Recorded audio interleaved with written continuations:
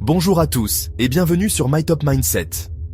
Aujourd'hui, nous allons parler d'un sujet très important pour notre bien-être mental. Comment mieux vivre en communauté, en société, pour mieux gérer et améliorer sa santé mentale. On se demande souvent, surtout ces temps-ci, comment trouver sa place. Comment se sentir bien avec les autres, sans se sentir coincé, ou, à l'inverse, complètement isolé. C'est un équilibre délicat, et nous allons essayer de démystifier cela ensemble aujourd'hui. Alors, installez-vous confortablement, prenez un bon thé ou un café, chacun ses goûts, et préparez-vous à prendre des notes. Abonnez-vous à la chaîne et activez les notifications pour ne rien manquer des prochaines vidéos. On commence par la base. Les amis. La communication, c'est le fondement de toutes les relations humaines, qu'elles soient amicales, familiales ou professionnelles. Et attention, je ne parle pas de raconter toute votre vie à votre voisin. Non, il s'agit de créer des liens sincères et profonds. Je parle de vraie communication, celle qui vient du cœur, qui est honnête, authentique et bienveillante. Celle qui permet de se comprendre et de se soutenir mutuellement. Vous savez, le genre de conversation où on se sent libre de dire ce qu'on pense vraiment, sans avoir peur d'être jugé. C'est un espace de liberté et de respect. Celle où on ose dire ce qu'on ressent, nos joies comme nos peines, nos peurs, nos doutes. C'est dans ces moments-là que les liens se renforcent. Ce n'est pas toujours facile, je sais. On a souvent peur de la réaction de l'autre, peur d'être vulnérable. Mais c'est justement cette vulnérabilité qui rend la communication si précieuse. Mais croyez-moi, s'ouvrir aux autres, c'est aussi s'ouvrir à soi-même. C'est un acte de courage et de confiance. Et puis, il faut savoir écouter. Écouter vraiment, sans interrompre, sans juger. Une communication réussie passe aussi par savoir écouter l'autre, avec attention et empathie. C'est un échange, un partage. Essayez de comprendre son point de vue, même si on n'est pas d'accord. C'est dans la diversité des opinions que l'on trouve la richesse des échanges. Parfois, un simple « comment ça va ?» sincère peut faire des miracles. Cela montre à l'autre qu'on se soucie vraiment de lui. Prenez le temps d'écouter la réponse, de poser des questions, de montrer à l'autre que vous êtes là pour lui. C'est un acte de présence et de soutien. Et puis, n'oubliez pas le langage corporel. Il parle souvent plus fort que les mots. Un sourire, un regard, un geste tendre, ça peut vouloir dire bien plus que des mots. Ces petits gestes créent des connexions profondes. La communication, c'est tout un art, mais c'est un art qui s'apprend. On peut toujours s'améliorer, apprendre de nouvelles techniques. Alors, la prochaine fois que vous êtes avec quelqu'un, laissez tomber votre téléphone, regardez-le dans les yeux et écoutez-le vraiment. Vous verrez la différence. Vous seriez surpris de la force d'une vraie connexion. C'est ce qui rend les relations humaines si belles et enrichissantes. Et puis, n'oubliez pas que la communication, c'est aussi important avec soi-même. Prenez le temps de vous parler, de vous comprendre. Prenez le temps de vous écouter, de comprendre vos besoins, vos envies, vos limites. C'est essentiel pour votre bien-être. Tenez un journal, méditez, allez prendre l'air. Ces pratiques vous aideront à vous recentrer. Trouvez ce qui vous permet de vous reconnecter à vous-même, à votre vérité profonde.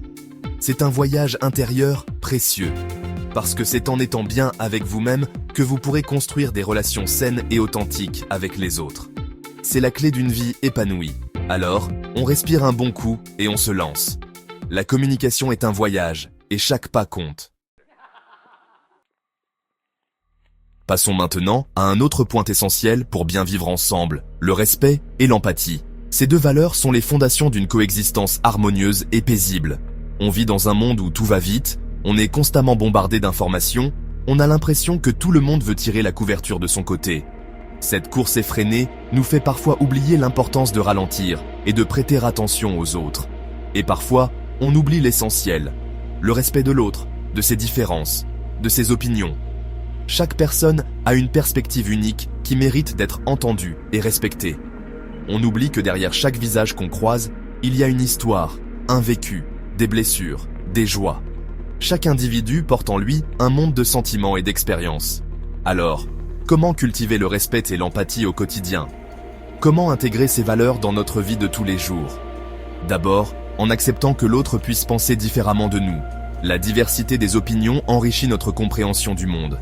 Pas besoin d'être d'accord avec tout le monde, mais on peut au moins essayer de comprendre son point de vue. Cette ouverture d'esprit est la clé d'une communication saine. Et puis, essayons de nous mettre à la place de l'autre. Imaginons ce que l'autre peut ressentir dans une situation donnée. Comment réagirions-nous si nous étions à sa place? Qu'est-ce que nous ressentirions?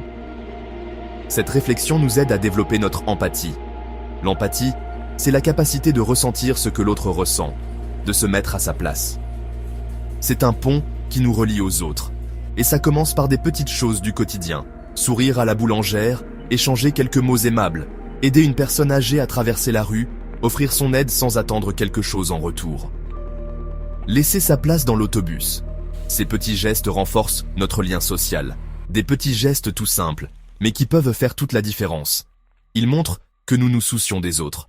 Le respect, c'est aussi savoir dire non quand c'est nécessaire. Poser des limites claires est essentiel pour des relations saines. Savoir poser ses limites, faire respecter ses valeurs, sans pour autant manquer de respect à l'autre. C'est un acte de respect envers soi-même et envers les autres. C'est un équilibre à trouver, mais c'est essentiel pour notre bien-être. Cet équilibre nous permet de vivre en harmonie avec nous-mêmes et avec les autres. Et puis, il faut se rappeler que le respect commence par soi-même. Se respecter soi-même est la première étape pour être respecté par les autres. Si on ne se respecte pas soi-même, comment espérer que les autres le feront? Le respect de soi est la base de toute relation saine. Alors, prenons soin de nous, physiquement et mentalement. Notre bien-être personnel est crucial pour notre capacité à interagir positivement avec les autres.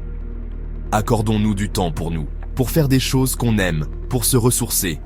Ces moments de détente nous aident à rester équilibrés, parce que c'est en étant bien avec soi-même qu'on peut être bien avec les autres. Cultivons le respect et l'empathie pour une vie harmonieuse. Passons maintenant à un autre aspect essentiel du vivre ensemble, la participation active à la vie communautaire. Non, ne partez pas tout de suite. Restez avec nous. Je ne vous demande pas forcément de vous inscrire à la prochaine réunion du conseil municipal. Quoique, si ça vous tente, allez-y. Je parle plutôt de trouver des activités, des groupes, des associations qui vous ressemblent, qui vous donnent envie de vous investir, de rencontrer du monde, de partager des moments agréables et enrichissants. Ça peut être un cours de yoga, un atelier d'écriture, un groupe de randonnée, du bénévolat dans une association, peu importe. L'important, c'est de trouver quelque chose qui vous motive, qui vous donne envie de sortir de chez vous et d'aller vers les autres. Parce que oui, il faut bien l'avouer, rester enfermé chez soi, à scroller sur les réseaux sociaux, ça n'aide pas vraiment à se sentir bien. Au contraire, ça a plutôt tendance à nous isoler, à nous faire ruminer des pensées négatives. Alors que sortir, rencontrer du monde, échanger, partager, ça nous permet de nous ouvrir aux autres, de se sentir connectés, d'appartenir à un groupe. Et ça, croyez-moi, c'est essentiel pour notre bien-être mental. Et puis, qui sait, vous allez peut-être vous découvrir des passions cachées, des talents insoupçonnés. Vous allez peut-être rencontrer des personnes qui deviendront des amis, des confidents, des personnes sur qui vous pourrez compter. Alors, n'hésitez plus, faites le premier pas. Renseignez-vous sur les activités proposées dans votre ville, inscrivez-vous à un cours d'essai, allez à une réunion d'information. Vous n'avez rien à perdre et tout à y gagner, vraiment.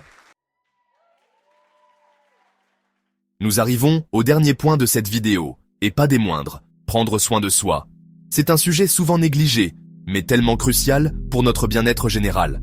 Parce que oui, pour être bien avec les autres, il faut d'abord être bien avec soi-même. Cela peut sembler évident, mais combien d'entre nous l'oublient dans le tourbillon de la vie quotidienne? C'est un peu comme dans l'avion, vous savez, on vous dit toujours de mettre votre masque à oxygène avant d'aider les autres.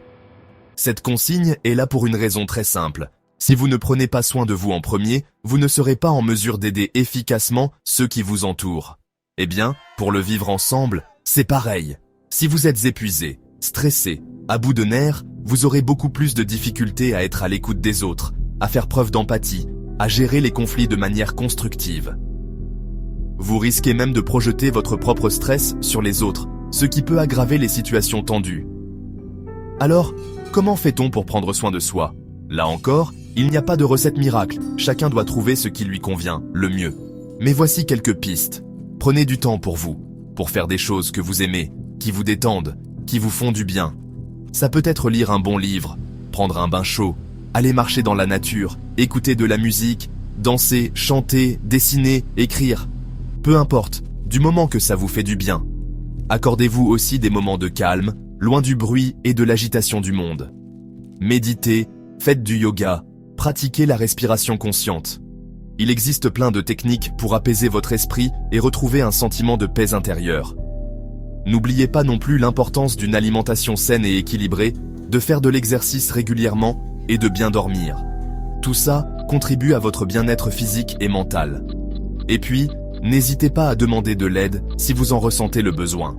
Parlez à un ami, un membre de votre famille ou consultez un professionnel de la santé mentale. Ce n'est pas une faiblesse, au contraire. C'est un signe de courage et de lucidité. Prendre soin de soi, c'est un investissement sur le long terme. C'est un cadeau que vous vous faites, mais c'est aussi un cadeau que vous faites aux autres, parce que plus vous serez bien dans votre peau, plus vous serez capable d'offrir aux autres votre meilleure version. En prenant soin de vous, vous devenez une source d'inspiration et de soutien pour ceux qui vous entourent. Vous montrez l'exemple et encouragez les autres à faire de même. Alors, n'attendez plus. Commencez dès aujourd'hui à intégrer ces petites habitudes de bien-être dans votre quotidien. Vous verrez, les bénéfices seront immenses, tant pour vous que pour ceux qui vous entourent. Prenez soin de vous et vous verrez à quel point cela peut transformer votre vie et celle des autres. Et souvenez-vous, prendre soin de soi, c'est le plus beau cadeau que vous pouvez offrir aux autres. Alors, faites-le sans culpabilité, avec amour et bienveillance. Vous méritez de vous sentir bien. Et ceux qui vous entourent méritent de vous voir épanoui. Prenez soin de vous, et vous verrez, tout le monde en bénéficiera. C'est un acte de générosité envers vous-même et envers les autres. Prendre soin de soi, c'est un investissement sur le long terme. C'est un cadeau que vous vous faites, mais c'est aussi un cadeau que vous faites aux autres. Parce que plus vous serez bien dans votre peau, plus vous serez capable d'offrir aux autres votre meilleure version.